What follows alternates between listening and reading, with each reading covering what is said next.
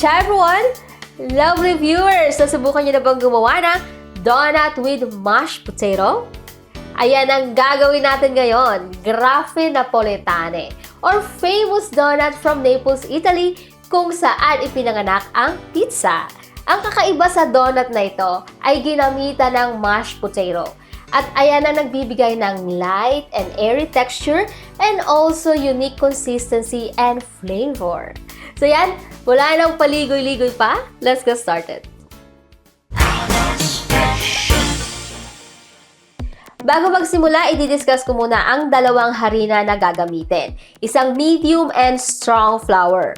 Ang medium ay ito yung may 10 to 11% ng protein level, like all-purpose flour or tipo 00, yung mga nasa Italy. Itong strong flour, ito yung may 12 to 13% ng protein level, like bread flour or manitoba. And ayan yung kadalasang ginagamit for this recipe. Set aside natin.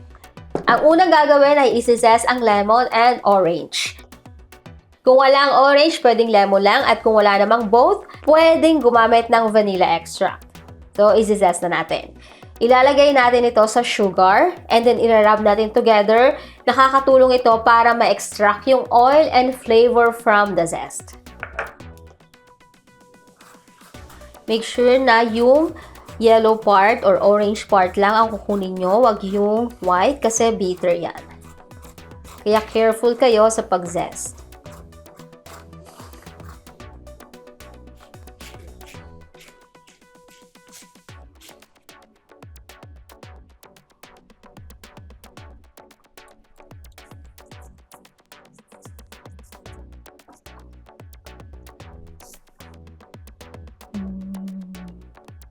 Bango-bango. Then next, i-mash natin yung potatoes. Isusukatin natin ito kasi dapat 200 grams talaga ang gagamitin natin.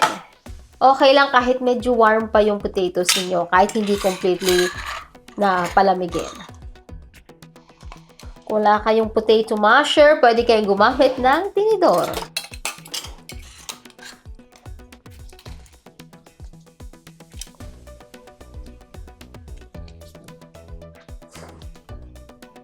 Set aside na natin, gagawa na tayo ng dough. I-combine ang dalawang klase ng harina. Next, ang instant dry yeast. Since instant dry yeast ang gamit natin, hindi na kailangang tunawin sa tubig or i-proof ito. Gumawa ng well sa gitna, then pour in our whole milk. 2 medium eggs,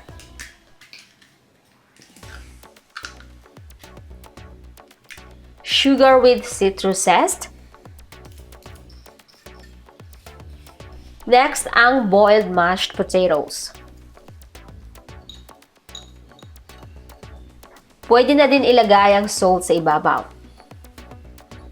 Paghahalu-haluin na natin yan ng sabay-sabay. Gamit ang kamay, you can also use spatula or wooden spoon or dough mixer of course. Ang mga benefits ng boiled potatoes in your dough ay first, for moisture retention, second, flavor enhancer, third, for better texture, and lastly, for airy and light donuts. Ayan ang secret why super soft and tasty ng Grafe Napoletane. Pag nag-form ng dough, pwede na i-add ang soft butter. Continue folding until mag-slightly absorb na ang butter sa dough.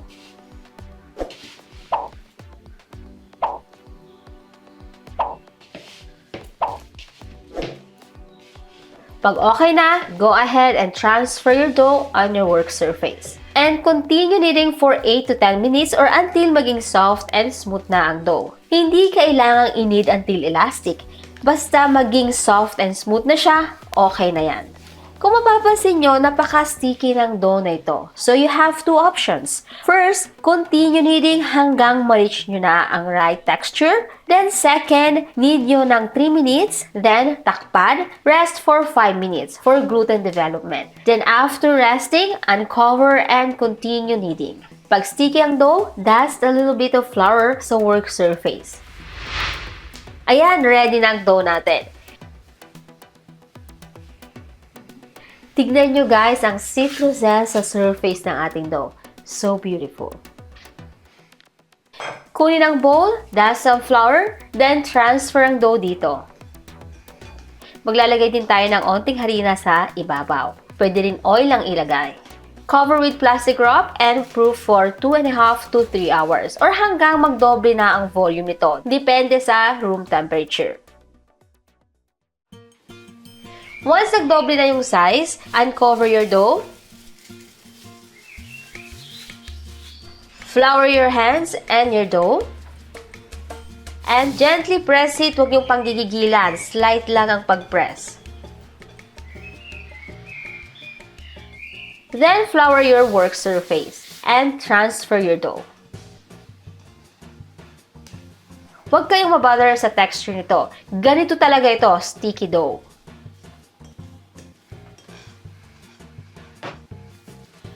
I-fold ito ng 2 beses.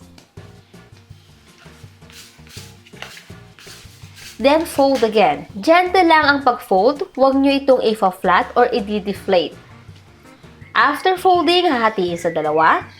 Remember to flour your hands para hindi madikit ang dough. Let's divide the dough into 100 grams each portions or 60 grams kung gusto nyong small size lang.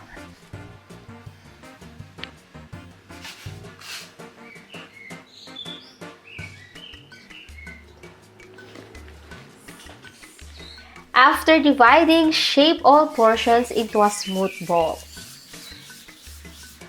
Press the center to make hole, then pakiikutin ito to enlarge the hole. Ilagay ito sa baking paper square na may size na 11 to 12 by 12 centimeters. Place a container, tray, or baking pan. Ulitin natin. Bilugin ito.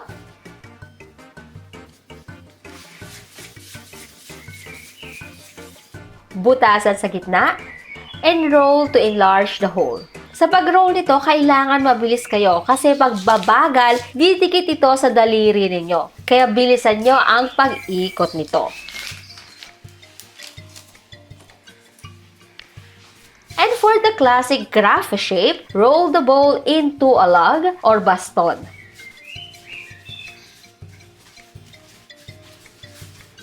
Pagdidikitin ng magkabilang dulo, pero mag-iiwan ng 1 to 1.5 inches na haba sa dulo. Ganitong shape, parang ribbon. I-press ng mabuti to seal.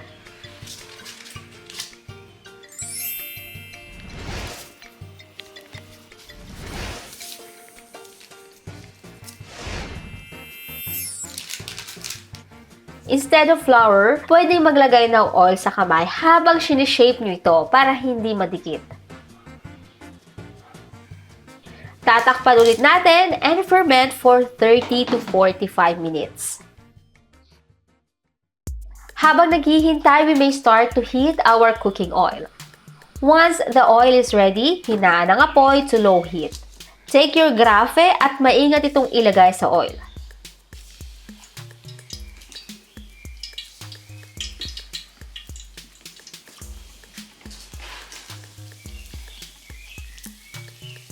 Pag na-detach na ang parchment paper, pwede na itong tanggalin using tongs. Cook for 2 minutes each sides. After 2 minutes, maingat itong babaliktarin. Sa pagluto ng donut, once nyo lang itong i-flip, huwag nyo nang uulitin kasi magiging oily yan. Kaya make sure na golden brown na ang ilalim bago baliktarin. Look guys, kung gaano kaganda ang airy ring nito. Pag ready na, remove the grafe using slotted spoon and i-transfer ito sa pan with kitchen paper to remove the excess oil.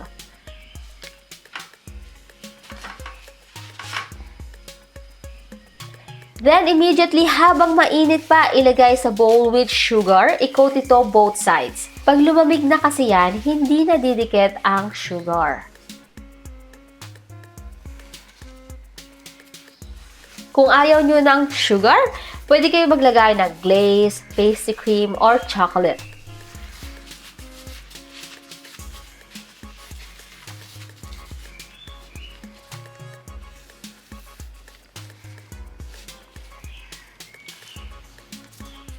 Dito naman tayo sa classic graph shape. O di ba, ang ganda-ganda ng shape niya. Pwede nyo itong ipauso sa Pinas. Why not?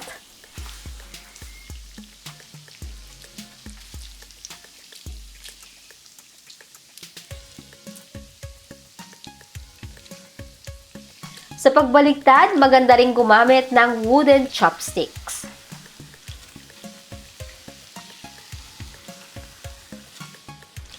Kung hindi pa po kayo nakakapag-subscribe sa Anna's Passion, please consider subscribing and pakiring na rin yung notification bell para updated kayo sa lahat ng aking new recipes.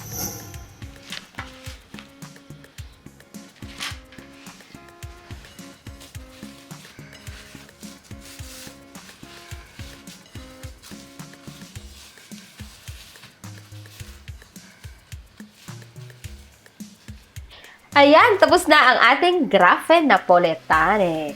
I hope you guys enjoy and try this recipe. Look at that, guys. Amazing. Buon appetito!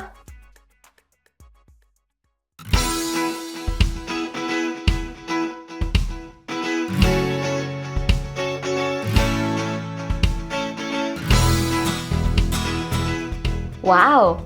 Tasty and tender. So perfect. Thanks a lot for watching. Kita-kits sa aking next video.